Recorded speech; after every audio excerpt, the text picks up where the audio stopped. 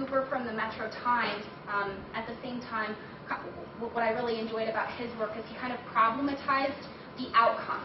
That even though they were very careful, Katie was very careful with working with the community in every step of the way, and CCS was very careful in terms of cultivating and facilitating the dialogue with the community, that the outcome was still somewhat contentious. So this particular author writes, a few blocks east of the New Center area, and just west of the Russell Industrial Center, artist Katie Craig's illuminated mural conducts a vivid orchestration of color that contrasts with the surrounding overgrowth and rubble. That becomes a kind of important theme, and we'll return to that later. This idea that color is this thing that punctuates against the drab, the blight. Okay, so it kind of fascinates me. Passing commuters tap their brakes, pausing to gawk at the psychedelic 100-foot by 125-foot splatter and drip job. They stop for the art, not for the failed and forgotten industrial site. I'm going to say that again. They stop for the art, not for the failed and forgotten industrial sites that exist to the south, or the weird mix of manicured lawns and ramshackle homes on crime-ridden streets to the north.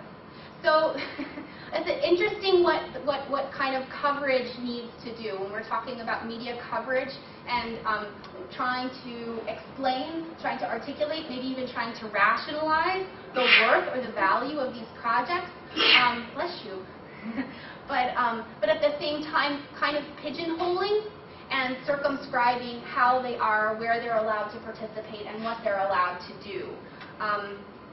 So Craig herself, and Julie will explain, Craig herself explains the mural in her own terms. The mural doesn't say North End.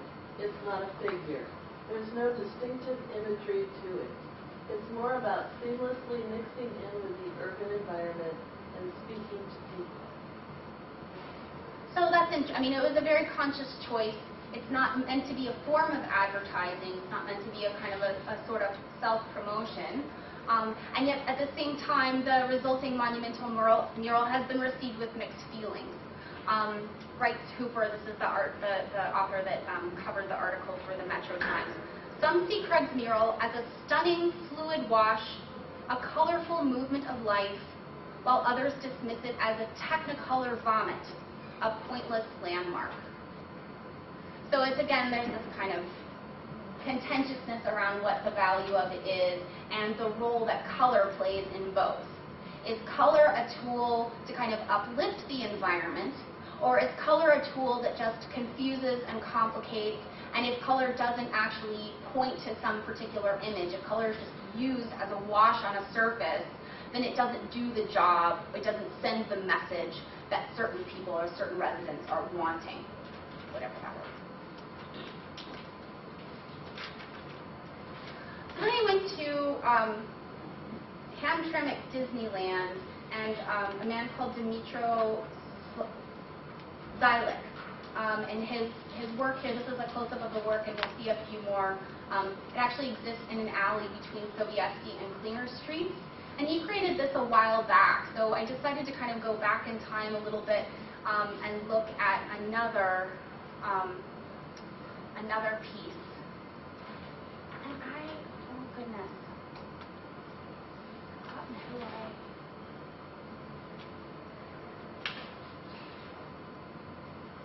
Is it Brian? Yes. Did I give you a Jack Lessenberry quote? No. I didn't. Okay, sorry. Who did I give you? Toby Barlow. Oh, Toby. Thank you so much. Okay, so back to the Jack Lessenberry. Jack Lessenberry in 2003 wrote an article for the Metro Times talking about Hamtramck Disneyland. And Lessenberry goes so far as to say that Hamtramck Disneyland is a sort of gentler, kitschier version of Tyree Guyton. And of course, at that point, Tyree Guyton had been an established figure creating work that many of us are familiar with since the mid-1980s. So I thought it kind of peculiar that Lessenberry, in order to rationalize or value this Hamtramck Disneyland space, he needed to make reference to Tyree Guyton. And a lot of reporters do that, no matter who's doing the work. Well, I really don't think they assemble. I think they really are No, I don't. You know. And in fact, at this, He didn't know what to say. he didn't know what to say, and in fact, he goes on to claim that, and I'll give you a few more pictures to look at. This is a little bit further away. And then again, in the spirit of trying to kind of take in the experience of actually being there. This is the alleyway in which it exists. So it's very much kind of contained within this individual's property, but it has a substantial, significant public presence, right? And because it is so visible. But Lesenberry goes on to claim that except for the ruins, like the disgracefully neglected Model T plant, Detroit and Highland Park today, this is 2003, bear no resemblance to the cities they were. But Hamtramck is still recognizably the same place. So in this case, he's using Hamtramck Disneyland as evidence that there's this kind of continuity of a cultural presence in Hamtramck that is not extant in Highland Park. That these other places, Highland Park and Detroit, have been abandoned. There's not a sense of a continuity culturally or otherwise architecturally, and kind of juxtaposed against the ruins of those other environments. Lesenberry is kind of holding up Hamtramck Disneyland as evidence of, I suppose anything ranging from just pride of ownership or innovation in private ownership to just this kind of sense of I don't, of a kind of a public presence or a public pride. And then Holly, I gave you, this is Holly number, we've got two Hollies, sorry, Holly. Holly number 1 and Holly number 2. Holly number 1, I gave you something from Bex Davis, who's a blogger for a blog called Detroit Moxie. I don't know if anybody's run across that, but Bex Davis is from the Detroit metro area. She was away for a while, and now she's back. And her blog's all about doing everything in Detroit she didn't do the first time round. It's very much that kind of celebratory, I love Detroit, I have super Detroit pride.